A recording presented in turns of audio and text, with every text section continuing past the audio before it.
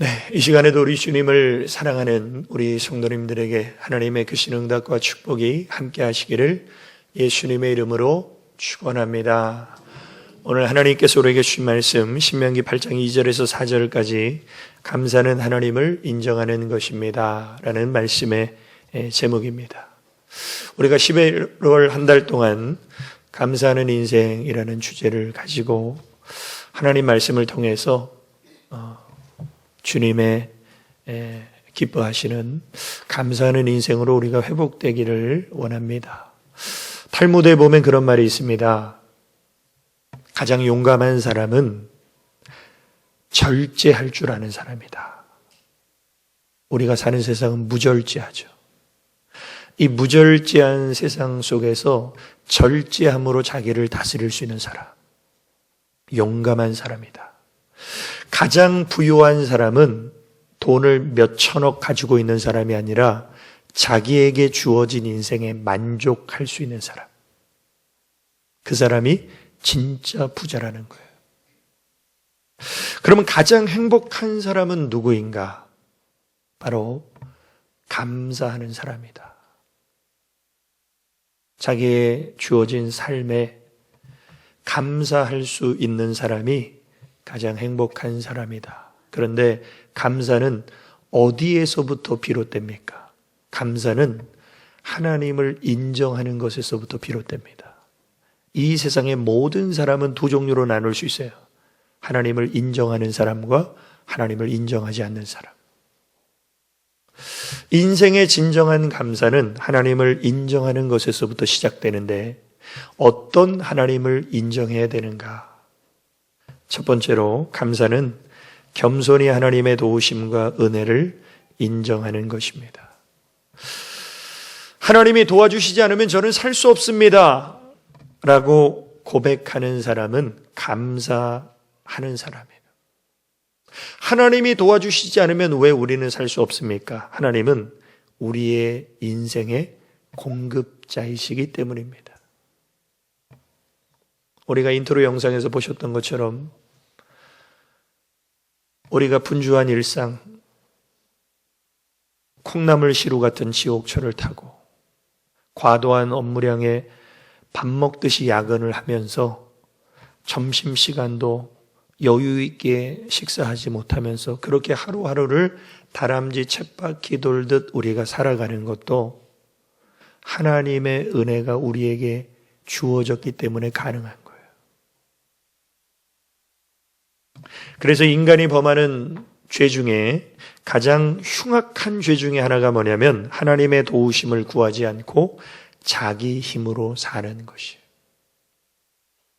하나님의 도움 난 필요 없어. 난 내 힘으로 살 거야. 내가 노력하며 살 거야. 이게 죄예요, 죄. 하나님이 인정하지 않는 대부분의 사람들은 다 그렇게 살고 있지 않습니까? 그게 죄인 거예요.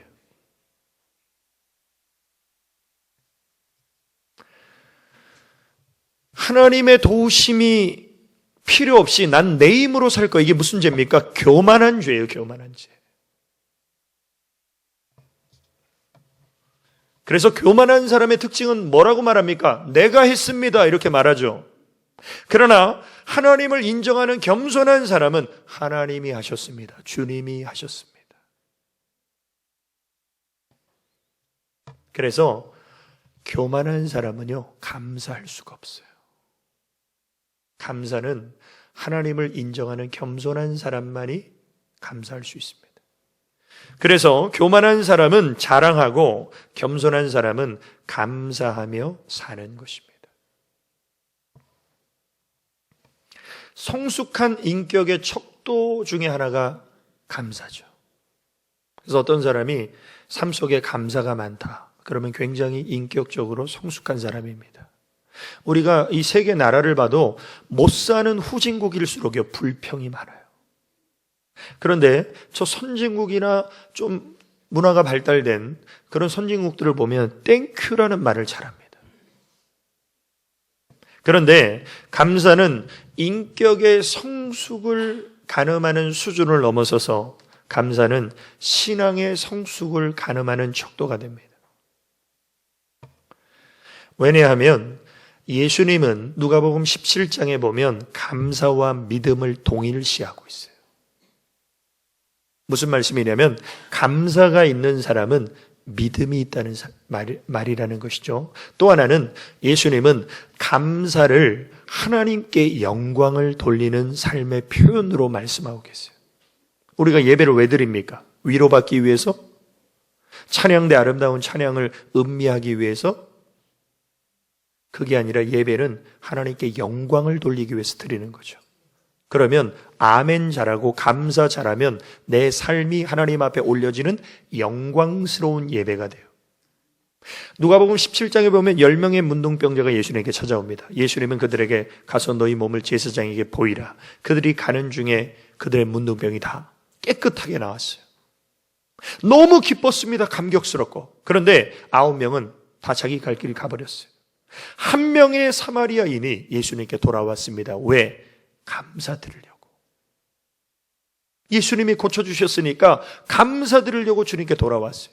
그런데 예수님이 그 사마리아인을 향해서 뭐라고 말씀하셨냐면 10사람이 다 깨끗함을 받지 아니하였느냐? 그 9은 어디 있느냐? 그러니까 예나 지금이나 감사하는 사람은요 극소수예요.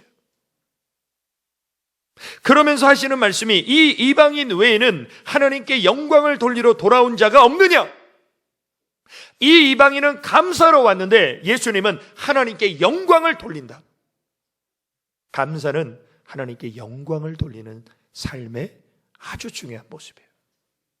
더 나아가서 이 사마리아인에게 예수님이 뭐라고 선언하셨냐면 그에게 이르시되 일어나 가라 내 믿음이 너를 구원하였느니라.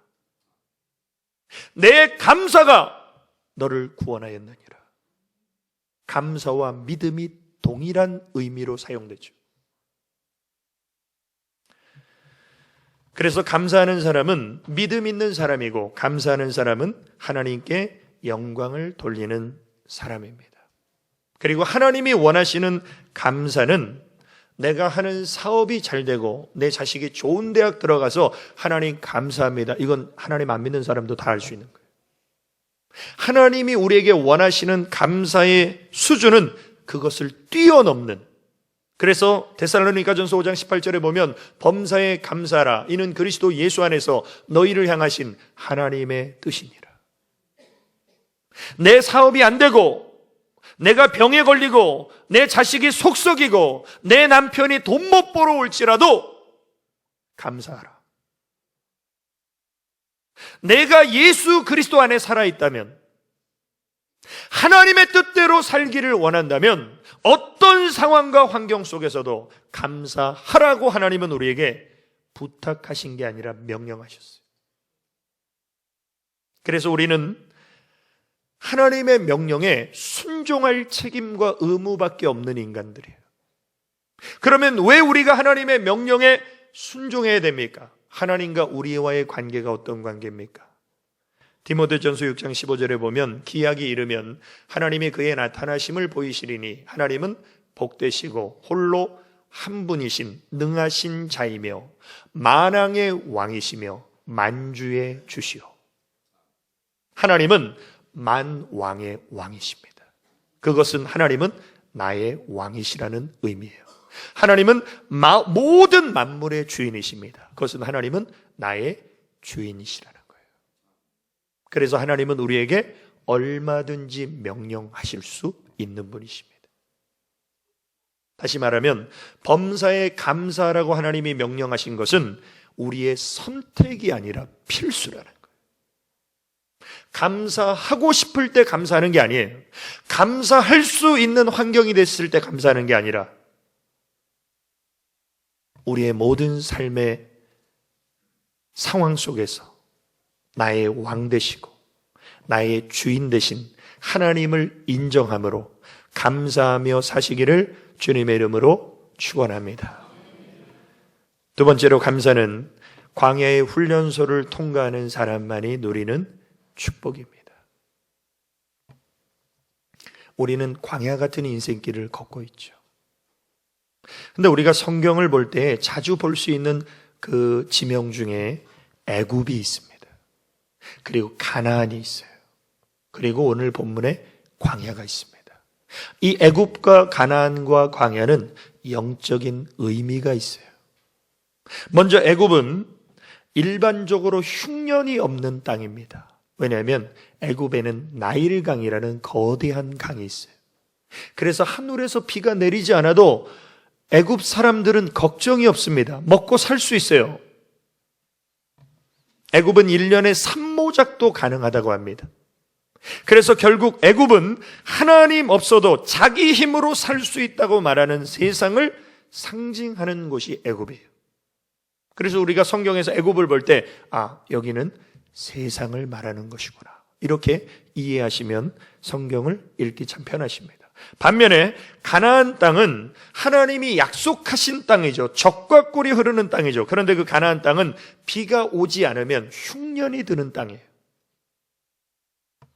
왜냐하면 가나안 땅은 산지이기 때문에 물을 저장할 수 없는 곳입니다. 그래서 하늘에서 비가 내려야만 농사가 되고 먹고 살 수 있는 땅이 가나안 땅이에요. 가나안 땅은 자기 힘으로 살 수 없는 곳입니다. 결국 가나안 땅은 하나님의 도우심으로만 살 수 있는 약속의 땅입니다. 그래서 하나님은 이스라엘 백성들을 자기 힘으로 살 수 있다라고 생각하는 애굽이라는 세상에서 출애굽시켜서 하나님의 약속의 땅, 하나님의 도우심을 받아야만 살 수 있는 가나안 땅으로 하나님이 인도하시는데 바로 인도하시지 않으셨어요. 그 가나안 땅을 향해서 나아가는 그 여정길에 광야라는 경유지를 하나님이 지나게 하십니다.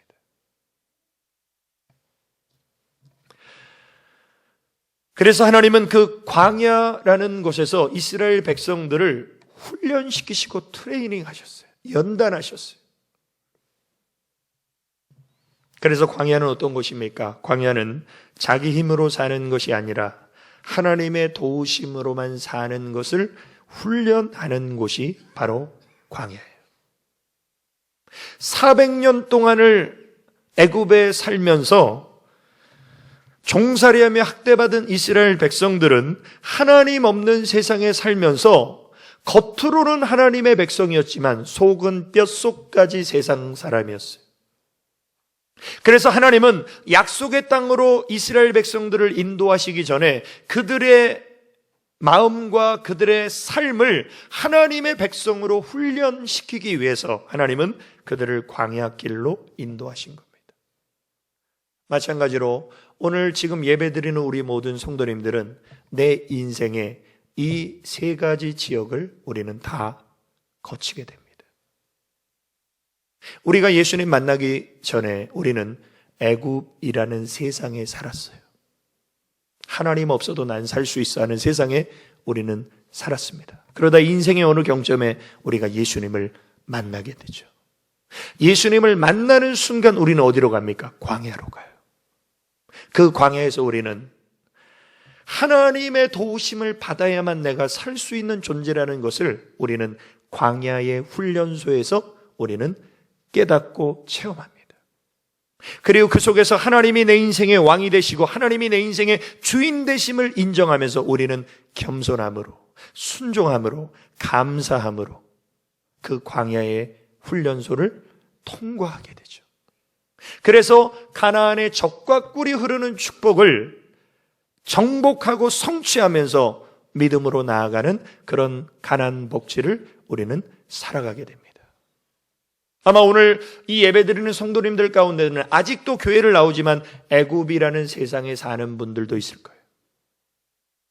그리고 신앙생활을 수십 년 했지만 아직도 광야 학교를 졸업하지 못하고 광야에 있는 분도 계실 겁니다.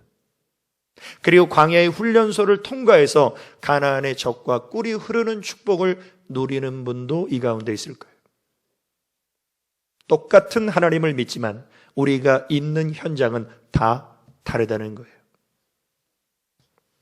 그러면 하나님의 백성으로 훈련시키고자 하나님께서 이스라엘 백성들을 광야로 인도하신 목적이 무엇입니까? 오늘 보면 2절에 보면 내 하나님 여호와께서 이 40년 동안에 너로 광야의 길을 걷게 하신 것을 기억하라. 우리 인생의 광야는요 반드시 기억해야 돼요. 지긋지긋한 광야일지라도 그 속에 담겨진 하나님의 뜻이 있다라는 거예요. 이는 너를 낮추시며 너를 시험하사 내 마음이 어떠한지 그 명령을 지키는지 아니 지키는지 하나님이 알려 하심이라. 이게 우리를 광야로 인도하시는 하나님의 계획하심입니다. 더 나아가서 3절에 보면 너를 낮추시며 너로 줄이게 하시며 또 너도 알지 못하며 내 열조도 알지 못하던 만나를 내게 먹이신 것은, 이스라엘 백성들은 광야 40년 동안 만나를 먹었어요. 그런데 그 만나는 무슨 꿀 섞은 과자 같은 것인데 그 만나를 보면서 도대체 이게 무엇이냐? 이게 만나의 뜻이에요. 이게 뭔지는 모르는데 이게 아침마다 내려 있어요. 이걸 먹어야만 광야에서 살 수 있어요. 먹을 것이 없으니까. 그런데 이 만나를 먹으면서 이스라엘 백성들은 불평과 원망을 많이 했습니다. 왜? 애굽에서는 우리가 가마솥에 고기 구워 삶아 먹고 그렇게 잘 먹었는데 광야에서는 이 만나만 먹냐? 그런데 하나님이 만나만 먹이신 이유가 무엇입니까? 사람이 떡으로만 사는 것이 아니요, 여호와의 모든 말씀으로, 여호와의 입에서 나오는 모든 말씀으로 사는 줄을 너로 알게 하려 하심이니라. 하나님 없는 인생은 사람이 밥으로만, 떡으로만, 빵으로만 사는 줄 알아요. 그런 사람은 짐승과 다를 게 없어요. 하나님이 보실 때는 짐승과 똑같습니다.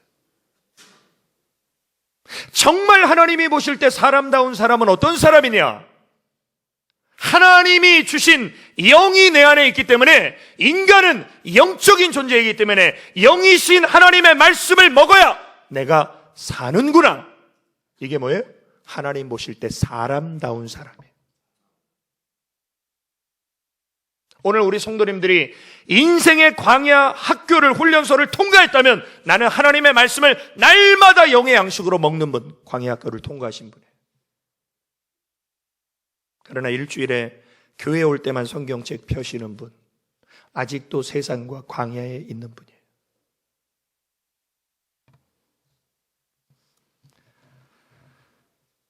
사람은 밥만 먹고 떡만 먹고 빵만 먹어서 사는 존재가 아니에요. 사람은 하나님의 말씀을 먹어야 사는 존재고, 그래서 하나님이 만나를 광야에서 매일같이 내리시는데 이 만나를 먹는 그 방법이 무엇입니까? 매일 아침 주워 먹어야 돼요. 얼마나 귀찮겠습니까? 게으른 사람은. 그리고 욕심 많은 사람은 잔뜩 가져오죠. 그래서 며칠 싸놓고 먹어야지 했더니 다음날 벌레가 먹어서 썩은 냄새가 진동하는 거예요. 그래서 어떻게 합니까? 하나님의 방식대로 매일 아침 나가서 만나를 주워 먹죠. 그 속에서 하나님이 가르쳐 주신 것이 무엇입니까? 너는 매일매일 하나님의 은혜가 필요하다. 그리고 하나님은 우리의 욕심을 채워주시는 분이 아니라 하나님은 우리의 필요를 채워주시는 분이시다. 그래서 필요한 만큼만 만나를 주워가라. 이걸 하나님이 40년 동안 훈련시키신 거예요. 우리는 누구나 다 정욕과 욕심대로 살죠. 근데 하나님은 우리의 필요를 채워주시는 하나님. 그리고 그 하나님의 은혜는 한 번만 받으면 몇 년을, 몇십 년을 읊어먹는 것이 아니라 매일매일 하나님의 은혜를 받아야만 산다. 이것을 하나님이 광야에서 가르쳐 주신 거예요. 결국 우리도 인생의 광야에서 우리를 낮추시고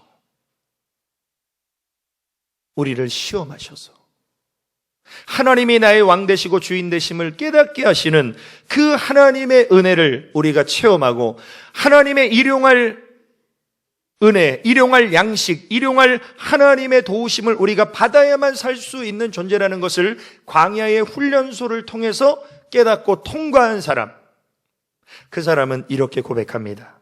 하나님만이 내 인생의 주인이시요 내 인생의 왕이십니다.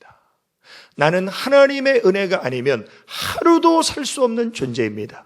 그래서 날마다 하나님의 말씀에 순종하며 감사하며 살겠습니다. 오늘 우리 성도님들 마음속에 저 세 가지의 문장이 내 마음속에, 내 입술 속에 고백되어지는 분들은 광야 학교를 졸업하신 분이에요. 그러나 저 중에 한 가지라도 내 마음에 뭔가 와닿지 않고 걸리고 있다. 그럼 아직도 나는 광야에 있는 거예요. 저는 오늘 이 예배드리는 우리 모든 성도님들이 내 인생의 광야의 훈련소를 통과하셔서 하나님의 약속의 땅, 가나안의 젖과 꿀이 흐르는 축복을 누리시기를 주님의 이름으로 축원합니다.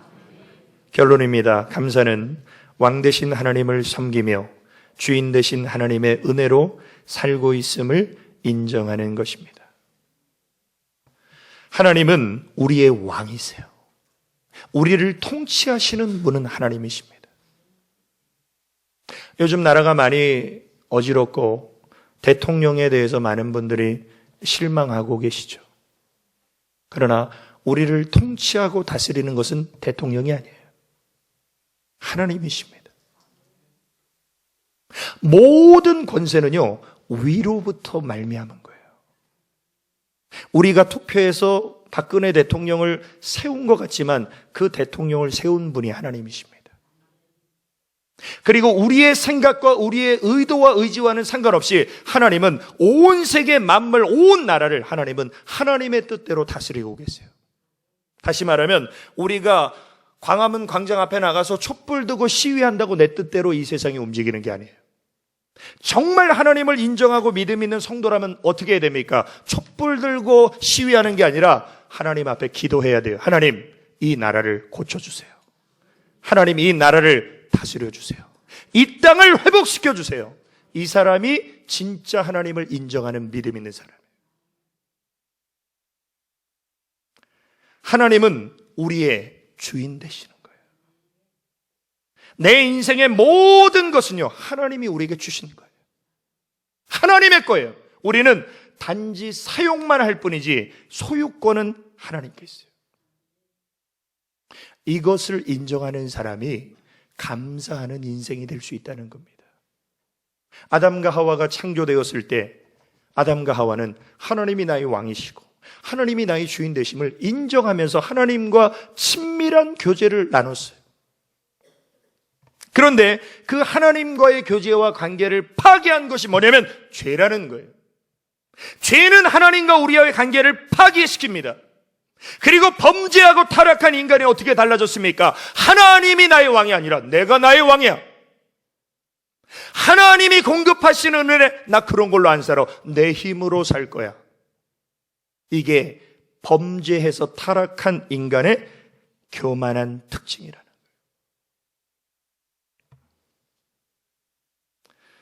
결국 우리가 하나님께 범하는 모든 죄의 본질은 하나님을 왕으로 섬기지 않고 하나님이 공급하시는 은혜로 살지 않는 것, 이게 죄라는 거예요. 꼭 거짓말하고 살인죄하고 사기치는 것만 죄가 아니라 하나님이 나의 왕 되시고 하나님이 나의 주인 되심을 인정하지 않으며 사는 게 그게 죄라는 거예요. 그래서 하나님은 예레미야 선지자를 통해서 이스라엘 백성들의 두 가지 악을 지적하시며 책망하십니다. 그 악이 무엇입니까? 예레미야 2장 13절에 보면 내 백성이 두 가지 악을 행하였나니 곧 생수의 근원되는 하나님을 버린 것. 인간은 물 없으면 살 수 없어요. 그런데 하나님은 생수의 근원 되신 분, 그 생수의 근원 되신 하나님을 버리고 하나님 아닌 다른 것을 하나님처럼 우상 숭배한 것, 이게 하나님 앞에 악이라는 거예요.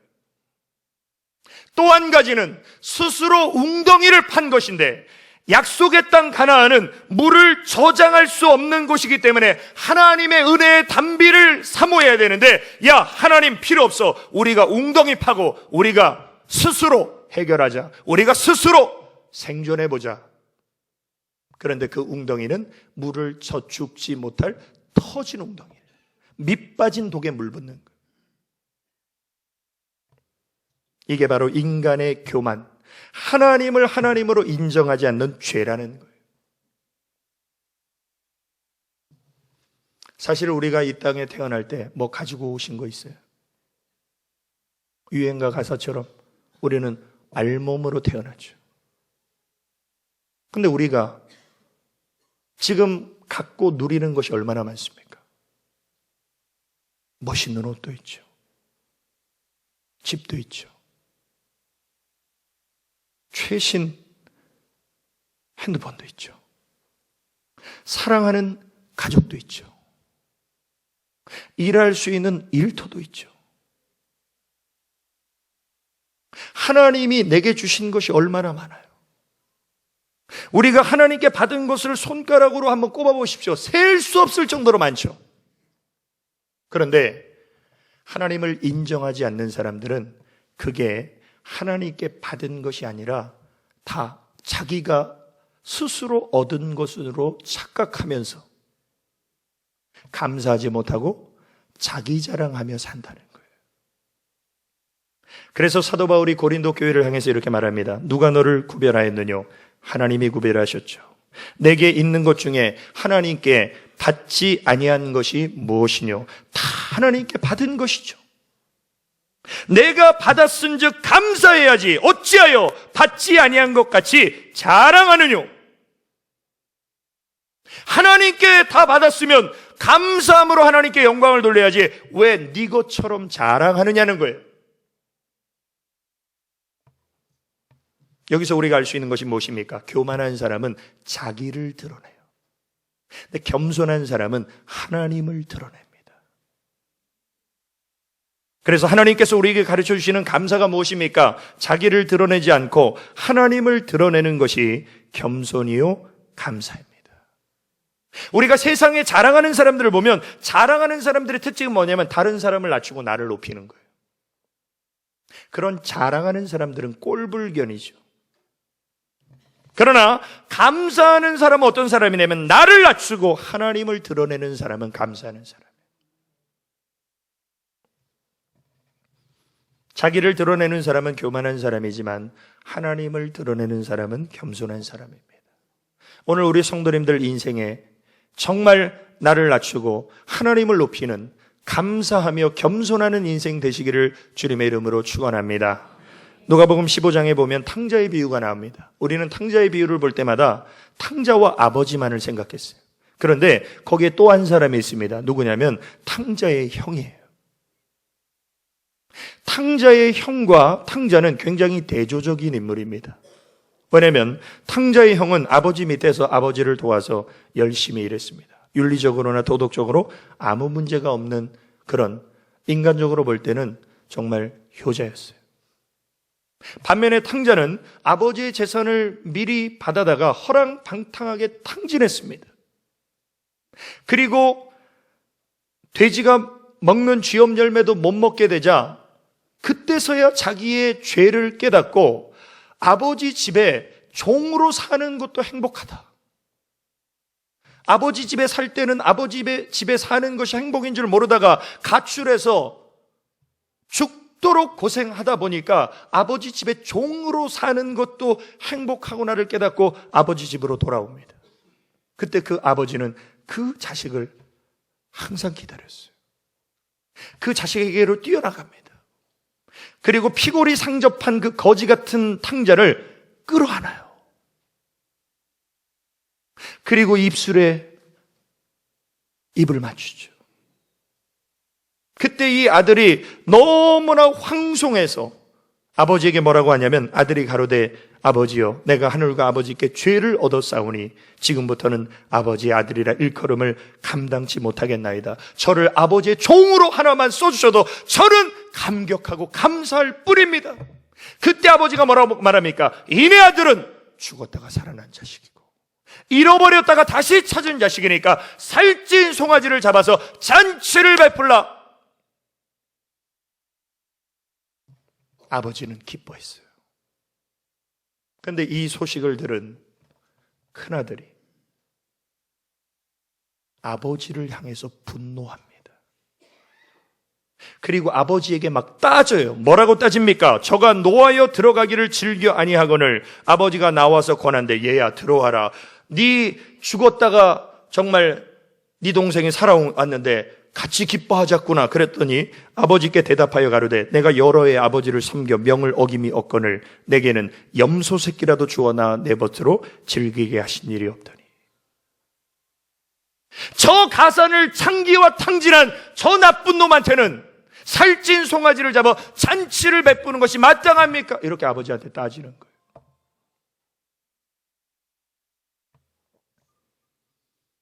여기서 우리는 탕자와 형의 아주 중요한 차이를 발견하게 됩니다. 그것이 무엇입니까? 탕자는 아버지의 사랑과 은혜에 대한 감격과 감사가 있었어요. 그러나 형은 아버지를 향한 감사가 없었어요. 아니, 지금 지가 여지껏 태어나서 잘 먹고 잘 살면서 호의호식한 게 누구 덕이에요? 아버지 덕이죠. 아버지 은혜죠. 근데 그건 까맣게 있고 아버지를 향해서 분노하고 나한테는 염소 새끼 한 마리라도 잡아줬냐고. 이게 누굽니까? 바리새인이에요. 하나님과 우리와의 관계는 은혜의 관계인데 지금 이 큰아들과 바리새인들은 율법적 관계로 하나님 내가 이렇게 했으니까 하나님 나 이렇게 주세요. 하나님과 거래하려고 그래요. 이게 은혜를 모르는 인간이라는 거예요. 우리가 하나님께 뭐 맡긴 거 있습니까? 우리가 뭐 하나님 앞에 기도해서 하나님이 우리에게 뭘 응답을 주시고 그럴 때 내가 하나님께 뭐 맡긴 거 있어요? 우리는 다 하나님의 은혜로 받은 건데 그 받은 은혜에 감사하지 못하고 다른 사람과 비교하면서 하나님을 향해서 분노하고 불평하고 원망하는 이런 큰아들은 아버지의 근심이 되는 거예요. 그러나 비록 가산을 탕진했지만 내가 아버지 집에 종으로라도 있는 것이 나는 감사한 줄 이제 알았습니다 하고 아버지께 돌아온 그 자식의 마음속에는 아버지를 향한 감사와 감격이 있었고 그 아들은 아버지의 기쁨이 됐죠. 이게 누굽니까? 세리와 창기들이에요. 그래서 예수님 뭐라고 말씀하십니까? 너희 바리새인보다 저 세리와 창기가 하나님의 나라에 먼저 들어가리라. 오늘 사랑하는 성도 여러분, 내 마음속에 하나님의 은혜와 사랑에 대한 감격과 감사가 없다면 나는 이 불평하는 형과 똑같은 거예요. 그러나 내 마음에 하나님의 사랑과 은혜에 대한 감격과 감사가 있다면 하나님은 그 사람을 기뻐하십니다. 우리는 다 탕자 같은 사람들이었어요. 우리가 잘 아는 사도 바울, 그 사도 바울이 예수님을 만나고 자기의 생명을 걸어서 복음을 증거하면서 나중에 인생의 말년에 뭐라고 고백하냐면 하나님, 제가 죄인 중에 괴수입니다. 제가 교회를 핍박했고 성도를 핍박하는 괴수 같은 죄인입니다. 그러나 나의 나된 것은, 내가 구원받은 것은 하나님의 은혜입니다. 이게 뭐예요? 탕자의 감격이에요. 오늘 우리 모든 성도님들, 하나님은 우리의 왕이십니다. 하나님은 내 인생의 주인이십니다. 내 인생은 하나님의 은혜로 가득 차 있고 내 삶은 하나님의 인도하심을 받아야만 살 수 있습니다. 그 하나님을 겸손히 인정하고 그 하나님을 높임으로 내 삶에 감사가 넘치는 가나안의 축복을 누리며 사시기를 예수님의 이름으로 축원합니다. 우리 기도 드리시겠습니다. 아버지 하나님, 크신 은혜와 사랑을 감사를 드립니다. 우리의 인생은 하나님의 손에 달려 있습니다. 하나님이 우리의 왕이시고 하나님이 내 삶의 주인이십니다. 인생의 광야 학교에서 나를 낮추시고 나를 시험하셔서 사람은 떡으로만 사는 것이 아니라 하나님의 입으로 나오는 말씀으로 사는 것임을 깨닫게 하신 하나님, 인정하게 하시고 의지하게 하여 주시고 겸손히 순종하며 감사하는 복된 인생 되게 하여 주옵소서. 예수님의 이름으로 기도 올리옵나이다. 아멘.